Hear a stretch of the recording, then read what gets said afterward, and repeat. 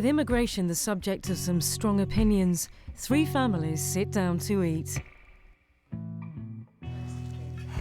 In Swansea, mum of three, Julia Manser, makes her thoughts clear. I still don't understand why immigration is such a massive issue for some people. I'm bored of it. Stop being so bloody negative. Yeah, totally. Do you know, people, just speak nicely about the people that live in your street, will you?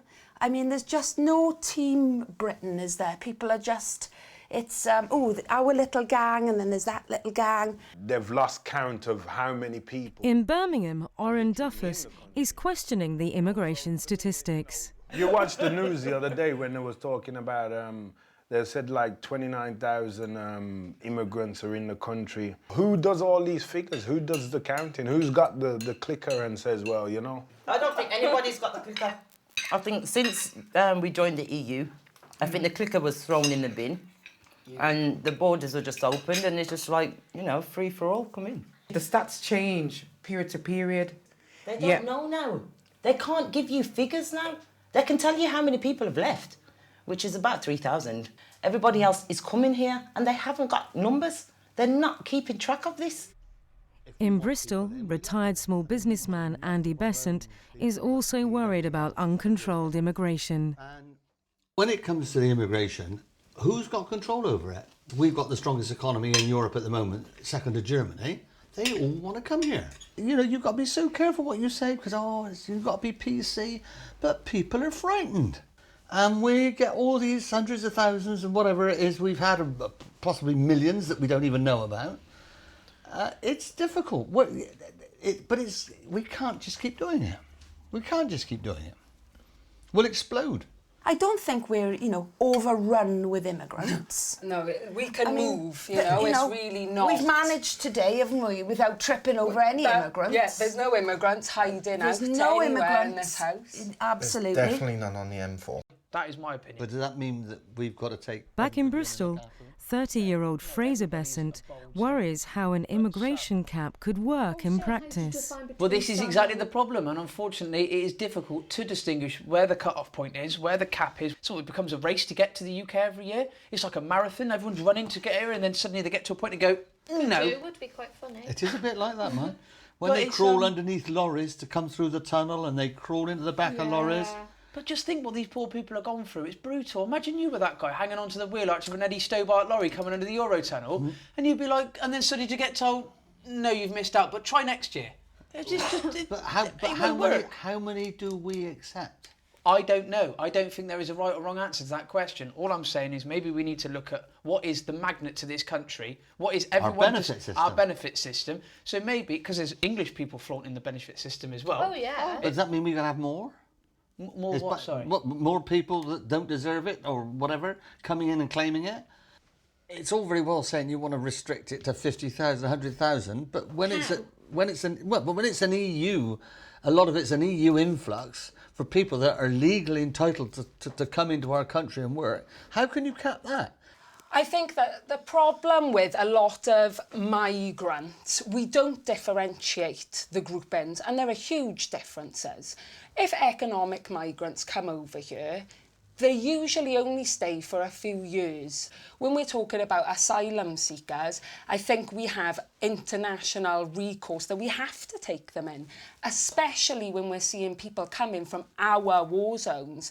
I mean, if we go in and bomb Iraq, who the hell are we to tell those mothers, no, you keep your children there, actually, while we carry on bombing you? The genuine cases like that of people coming seeking asylum, then, yeah, I fully understand. Those that want to come here and seek a better life, yeah, fully understand. Those that want to come and bum about, there should be no bumming about. It's a bit of a mixed bag because in one sense, they're coming over here and a lot of them are qualified to do the surgeon jobs and the other jobs that are highly paid, highly qualified and highly in demand. On the other hand, then you've got the ones that are coming over here and are uneducated, unqualified and are doing the jobs that we don't want to do. Going and doing that cleaning job that we don't want to get up and do because we're too proud. Yeah. We're too proud. Overqualified. Oh, I'm bored of immigration, I'm not going to lie. I'm not really bothered with immigration. I am, but it's not like a big issue for me because jobs and that are going, but it doesn't really bother me. I've got my job, so I'm all right.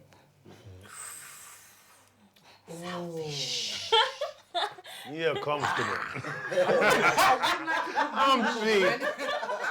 Refugees, that there is a problem. Yes. But it's amazing that they enter one country and then they travel through 2 or 3 countries to come here. Well, yeah. Because we're too soft.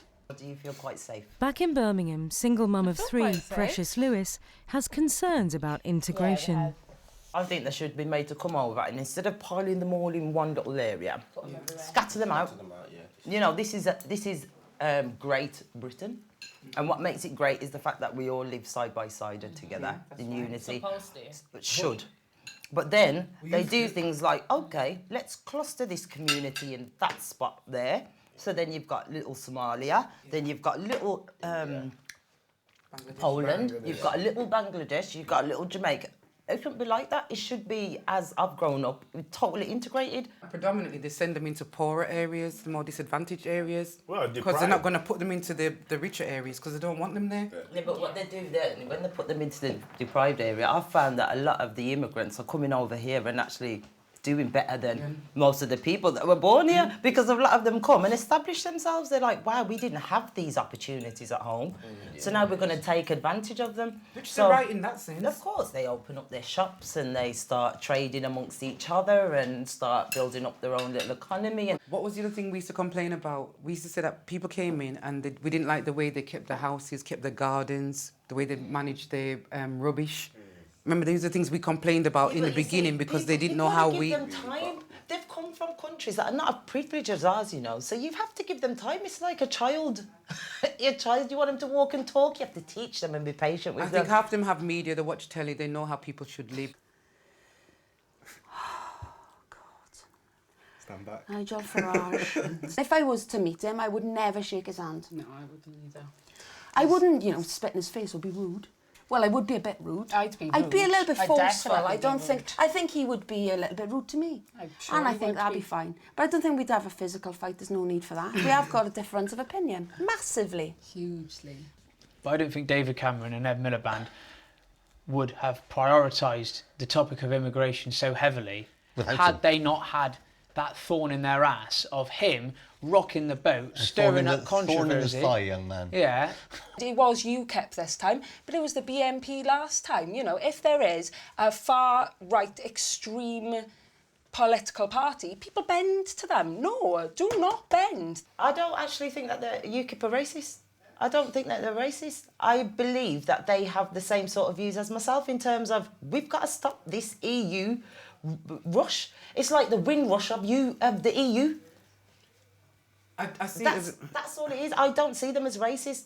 I don't see them as racist. We should just follow Australia in the fact that you have to volunteer work, you have to have money in your pocket to support yourself, and you have to be able to speak basic English. So that That's it. basically means that we've got to come out of the EU then.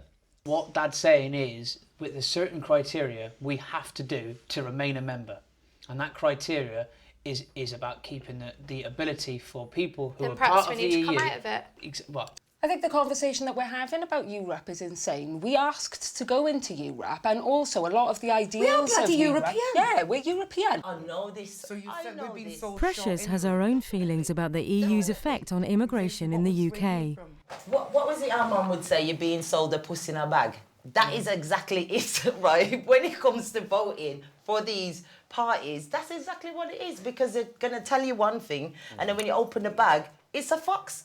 That is